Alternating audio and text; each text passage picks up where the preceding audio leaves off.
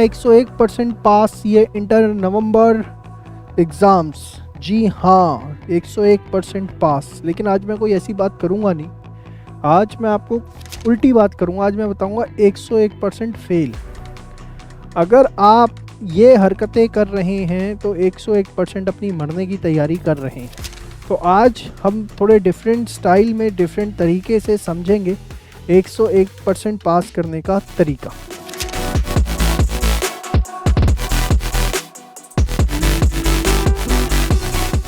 चलिए शुरू करते हैं। तो देखिए, सबसे पहली चीज कि अगर इस पॉइंट ऑफ टाइम पर आकर भी आपने जो है टेस्ट देना शुरू नहीं किया, आपने अभी तक टेस्ट देना शुरू नहीं किया, ये सबसे पहला इंडिकेशन है उन बच्चों का जो अपनी फेल होने की तैयारी कर रहे हैं। ये सबसे पहला इंडिकेशन है। टेस्ट जिन्होंने देना अभी तक शुरू नहीं किया है, बिल्कुल टेस्ट नहीं दिए हैं या शुरुआत भी नहीं की है, वो पास होने की उम्मीद ना करें। वो भगवान भरोसे तो जा सकते हैं, लेकिन अपनी मेहनत के भरोसे जो है वो बिल्कुल भी नहीं जा सकते। एग्जाम पास करने हैं तो याद रखना, 1 डे 1 टेस्ट, 1 डे 1 टेस्ट, ये अप्रोच अपना लो कि कम से कम एक दिन में एक टेस्ट देना है। जो बच्चा टेस्ट नहीं दे रहा वो कर्म के भरोसे पास नहीं होगा, भगवान भरोसे हो सकता है, मैं पहली बता रहा हूं। दूसरी सबसे बड़ी प्रॉब्लम जिसकी वजह से बच्चे जो है फेल होते हैं, सबसे बड़ा रीजन, वो इन 3 पेपर्स को इस समय इग्नोर कर रहे हैं। Law, audit, EIS SM। उनको लगता है कि इन 3 पेपर्स के अंदर हमने क्लासेस अटेंड कर ली तो हमारा कोर्स हो गया है, हमें और कुछ करने की ज़रूरत नहीं है। अरे क्लासेस अटेंड करने से कुछ नहीं हुआ, तुम्हें सिर्फ दिल की तसल्ली हो गई है कि मेरा कोर्स हो गया। तुम्हें आया क्या लिख सकते हो एग्जाम में जाकर के? आज तुम्हें 100 नंबर का पेपर दे दूं तो लिख लोगे उसमें कुछ? समझ रहे हो मेरी बात जो कहना चाह रहा हूँ? ये सेकंड सबसे बड़ी गलती है जिसकी वजह से बच्चे में, मैं बता रहा हूँ, आज मैं बात नहीं करूंगा 101% पास, आज मैं बात करूंगा 101% फेल। कि अगर आप ये हरकतें कर रहे हो तो आप फेल होने की तैयारी कर रहे हो। पहला, कोई टेस्ट नहीं दे रहे, दूसरा, लॉ, ऑडिट, EIS SM, इसको जो है पूरा का पूरा क्या कर रहे हो? इग्नोर कर रहे हो। आप सोच रहे हो क्लासेस अटेंड कर लें, उसके कोई टेस्ट ना दें, ठीक है ना, कोई राइटिंग प्रैक्टिस ना करें तो हमारा काम हो जाएगा। ऐसा नहीं होता यार। ये सब्जेक्ट भी जो है ना एग्ज़ाम के अंदर आपके 100 नंबर के आएंगे। ये भी 100 का है, ये भी 100 का है, ये भी 100 का है। और तीनों मैंडेटरी पेपर हैं, तीनों ऑप्शनल पेपर नहीं है, मैंडेटरी पेपर हैं। यहाँ पर आपको जो है, देखो थियोरी, कोई भी टीचर क्या कर सकता है थियोरी के अंदर? अच्छा एक बात बताओ, 2-4 हंसी एग्जाम्पल देगा आपको, हंसा देगा आपको क्लास के अंदर, समझा देगा, कॉन्सेप्ट दिमाग में चला जाएगा कि भाई फलाना चीज़ ऐसे ऐसे होती है। लेकिन लिखना किसने है एग्जाम में जाके? लिखना तो आपने, लिखना आपने अगर है तो उसके लिए दिमाग में रिटेन किसके होना चाहिए? आपके होना चाहिए। अगर रिटेन नहीं होगा तो कैसे करोगे, मुझे ये बताओ? कर पाओगे? नहीं कर पाओगे। तो ये 3 पेपर भैया जो बच्चा इग्नोर कर रहा है या जिसकी बच्चे की ग्रिप नहीं है, वो आज से एक काम कर ले। क्या? यहाँ मैं लिख रहा हूँ 101% पास वाली बातें, और यहाँ मैं लिख रहा हूँ वो हरकतें जिसकी वजह से आप 101% फेल होते हो। तो no test, law, audit, EIS को इग्नोर करना, और पास होना है तो इसका सॉल्यूशन क्या है? सॉल्यूशन है 1 डे 1 टेस्ट, और मिनिमम आज से 2 आवर्स आप डेली देना शुरू कर दो। किसको? लॉ को, ऑडिट को, EIS SM को मिला के। जी, खासकर वो बच्चे जिनको थ्योरी बिल्कुल पसंद नहीं है, वो क्या सोचते हैं कि चलो इसे छोड़ो, एंड में हो जाएगा। और एंड में क्या होता है? हाथ से डोर निकल जाती है, आपकी पतंग ही आपके हाथ से छूट जाती है, और फिर आप कुछ भी नहीं कर सकते। तो ये चीज़ बहुत ध्यान से सुनिए। मैं आज आपको जो बातें बताने जा रहा हूँ बहुत डिफरेंट वे में बता रहा हूँ। उसका पीछे कारण है कि आपके दिमाग के अंदर मेरी बातें घुसे, नहीं तो काम नहीं बनने वाला। तीसरा सबसे बड़ा फैक्टर, तीसरा, अभी तक कुछ बच्चों ने किसी पर्टिकुलर सब्जेक्ट का सिलेबस शुरू नहीं किया होगा या कुछ कर लिया होगा कहीं से, तो अभी तक उसकी प्रैक्टिस नहीं की होगी या कुछ भी इस तरीके का, लेकिन जिद है, जिद क्या, 100% सिलेबस करना है।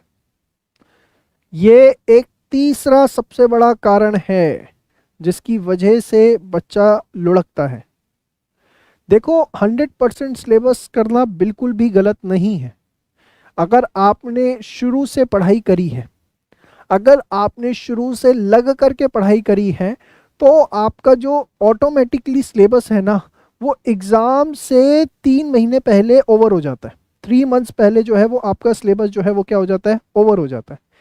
लेकिन जिसके चाहने से या ना चाहने से कुछ ऐसे सरकमस्टांसेस बन गए कि उसकी बीच में पढ़ाई कुछ कुछ डिस्टर्ब हुई, वो 100% सिलेबस के लिए ना जाए। उसका सोल्यूशन ये है कि वो सबसे पहले टारगेट करे कि मुझे हर सब्जेक्ट का 75% सिलेबस जो है अपना सुपर स्ट्रॉन्ग करना है। क्या करना है? Super strong. ये सुपर स्ट्रॉन्ग क्या है साहब? इसका मतलब है कि आप जो है परफेक्ट प्रैक्टिस के क्वेश्चंस करें, ठीक है, और उसके बाद इसके जो है टेस्ट दें। ये बहुत ज़रूरी है। 101% वो रीज़न बता रहा हूँ जिसकी वजह से बच्चे एग्ज़ाम में फेल होते हैं। सबसे पहला, बिल्कुल टेस्ट नहीं देते। टेस्ट नहीं देते तो गलतियाँ नहीं पता लगती। कभी उन्हें यही नहीं समझ में आता उनकी गलतियाँ क्या हो रही हैं। वो गलतियाँ सीधे पता लगती हैं एग्ज़ाम के अंदर, और जब वो गलतियाँ एग्ज़ाम के अंदर पता लगती हैं उसका इम्पैक्ट मार्कशीट पे दिखता है, फिर उनकी आंखें खुलती हैं। तो आंखें खोलने में ही वो 9 महीने लगा लेते हैं। ये सबसे बड़ी बेवकूफ़ी वो करते हैं। इसका तरीका ये है कि एक दिन में एक टेस्ट देना ही देना है कम से कम, और get it check from the teachers. Personally खुद चेक नहीं करना। आपको नहीं पता होता कि कहाँ कहाँ बारीक पॉइंट्स होते हैं जहाँ पर आपके मार्क्स कट रहे होते हैं, ठीक है। और प्रोफेशनल टेस्ट सीरीज़, ऐसा नहीं कि किसी की भी सड़क चलते उठा ली, ठीक है ना, नए नए आए अपना इन्फ्लुएंसर है जी, हम ये है वो है, उसकी टेस्ट सीरीज़ उठा लीजिए हो गया, नहीं, ऐसा नहीं।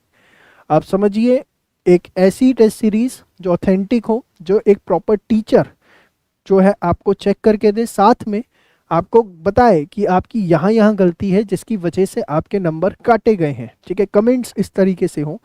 और ऑथेंटिक टेस्ट सीरीज़ का एक सबसे बड़ा जो क्राइटेरिया होता है वो ये कि आपके उस टेस्ट सीरीज़ में जितने नंबर आ रहे होंगे ना, उसके +- 5 नंबर आपके फाइनल एग्जाम्स में आएंगे। जैसे इस बार हमारे मोस्ट ऑफ द स्टूडेंट्स ने यही तारीफ़ करी कि साहब आपके यहाँ जो हमने टेस्ट दिए 3.0 कोर्स के अंदर, हमारे वो जो नंबर आए टेस्ट सीरीज़ के अंदर, फुल कोर्स मॉक टेस्ट के अंदर, वही हमारे जो है फाइनल एग्जाम्स के अंदर नंबर आए। बच्चों के ज़्यादा ही आए, कम नहीं है। तो ये जो है अप्रिशिएबल चीज़ है कि टीचर्स इस लेवल पे आ करके पेपर्स को चेक करें, तभी जा करके जो टेस्ट सीरीज़ है उसकी ऑथेंटिसिटी को हम स्टैम्प कर सकते हैं कि हाँ ये टेस्ट सीरीज़ अच्छी है। दूसरा, इन पेपर्स को इग्नोर करना, लॉ, ऑडिट, TISSM, ये अपने लिए खुद आप गड्ढा खोदते हो। आपको लगता है ये थ्योरी पेपर्स हैं, इसको करके कोई फ़ायदा नहीं है, लेकिन ऐसा नहीं है। ये बहुत इंपॉर्टेंट पेपर्स हैं, और इसको अगर अभी तक आप इग्नोर कर रहे हैं तो आज से लगभग रोज़ जो है 2 घंटे इसको देना तमीज़ से आप शुरू कर दें। ये बहुत ही ज़्यादा ज़रूरी चीज़ है कि हमें कम से कम थियरी सेक्शन जो है, आप ठीक है, मैं मानता हूँ कि आपको दिक्कत होती होगी, तकलीफ़ होती होगी, लेकिन रोज़ 2 घंटे सेट असाइड कर दें। अर्ली मॉर्निंग आपको लगता है, नाइट में लगता है, वैसे अर्ली मॉर्निंग करें, अच्छा है, तो बढ़िया रहेगा। इसी के साथ एक मिलती जुलती बात कहूँगा कि देखो एक चीज़ समझो, 4 बजे उठने की आदत ना डाल लो। देखो गर्मी का टाइम है, आराम से आप उठ सकते हो। और होता क्या है, लाइफ टाइम उठाओ मत, लेकिन नवंबर एग्ज़ाम है, एक आपके लिए बैटल है, और कहते हैं everything is fair in love and war वाली सिचुएशन है आपके लिए। तो इस समय 4 बजे उठना भी ना आपके लिए ठीक है, कोई दिक्कत वाली बात नहीं। अपने आप को ना बोलो, सिर्फ एक ही चीज़ पूछो, पास होना है या फेल होना है, पूछो अपने आप से।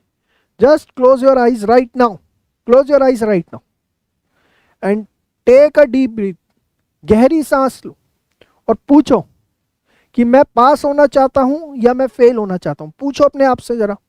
सब बच्चे जो इस समय सेशन को देख रहे हो, गहरी आंखें बंद करो, पीठ सीधी करो, हल्का सा मुंह ऊपर करो, गहरी सांस लो और पूछो अपने आप से कि आप पास होना चाहते हो या आप फेल होना चाहते हो। और अंदर से क्या आवाज़ आ रही है? सबके बशर्ते एक ही आवाज़ आ रही होगी कि मुझे पास होना है। अगला प्रश्न अपने आप से पूछो, आंखें बंद रखना, गहरी सांस लेते रहो। क्या मैं उतनी मेहनत कर रहा हूं जितनी मुझे करनी चाहिए?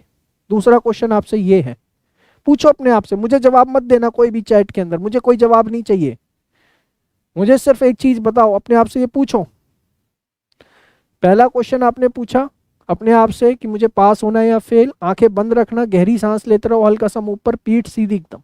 दूसरा क्वेश्चन, क्या मैं उतनी मेहनत कर रहा हूं कि जितनी मुझे करनी चाहिए पास होने के लिए? Answer most of the students का नो आ रहा है। झांको अपने अंदर, पूछो अपने आप से क्यों ऐसा हो रहा है, क्यों, क्या कारण है? तो सबसे पहला रीजन निकल के आएगा कि जो पढ़ाई का टाइम होना चाहिए ना, जितना घंटे इस समय पढ़ाई करनी चाहिए, 10 घंटे, 12 घंटे, 14 घंटे, 16 घंटे, उतना टाइम नहीं दे पा रहे। पूछो अपने आप से क्या ऐसा हो रहा है, तो आपको समझ में आएगा। अब यहां पर अपने खुद रीजंस आइडेंटिफाई करो कि क्यों मैं अपने स्टडी आवर्स को आगे नहीं बढ़ा पा रहा, क्यों मैं उतनी देर बैठता तो हूं लेकिन मेरा उतना आउटपुट नहीं आता। आंखें बंद रखो, आज डीप मेडिटेशन स्टेज पे जाना है आपको, करो मेडिटेट। और किसी को जवाब नहीं देना, अपने आप से तो झूठ कोई व्यक्ति नहीं बोलता, कोई झूठ नहीं बोलता अपने आप से, सब अपने आप से सच बोलते हैं। उसके बाद क्या कारण है? कारण है कि आप सो के आराम से उठते हैं 6 बजे, 7 बजे, 8 बजे। आप पढ़ते हैं तो मोबाइल पे ज़्यादा फोकस होते हैं, आप दूसरी चीज़ों पे ज़्यादा फोकस होते हैं, आप सेल्फ स्टडी को बहुत कम टाइम देते हैं।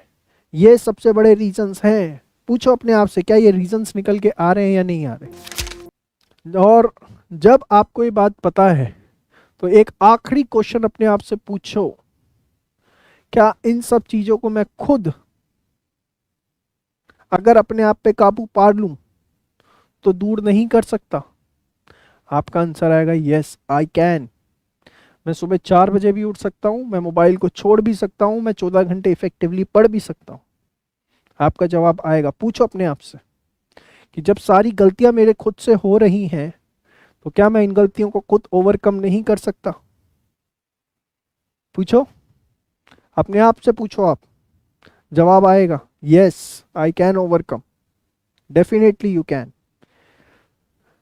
तो जब आपको ये एहसास है कि गलतियां आपकी हैं जिसकी वजह से आप नहीं पढ़ रहे हो, जब आपको ये एहसास है कि आप उनको ओवरकम कर सकते हो, आपको ये एहसास है कि उनको ओवरकम कर लिया आपने, तो आप जो है जीत जाओगे, पास हो जाओगे, आपकी नैया पार लग जाएगी। तो फिर किस बात का वेट कर रहे हो? मुझे सिर्फ इतना बात बता दो।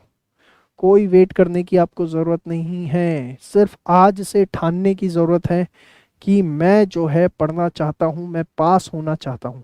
It's never too late, always remember this, ठीक है? It's never too late, you can do it, yes you can do it. लेकिन यस, आपको जो है इसके लिए कुछ बातें माननी पड़ेंगी, जो मैं बार बार कह रहा हूँ। टेस्ट देने की आदत डालिए, थियरी पेपर्स पढ़िए, और 100% सिलेबस की ज़िद जो है इसको छोड़ दो। अगर नहीं हो रहा, 75% सिलेबस के ऊपर जो है आप फोकस करो।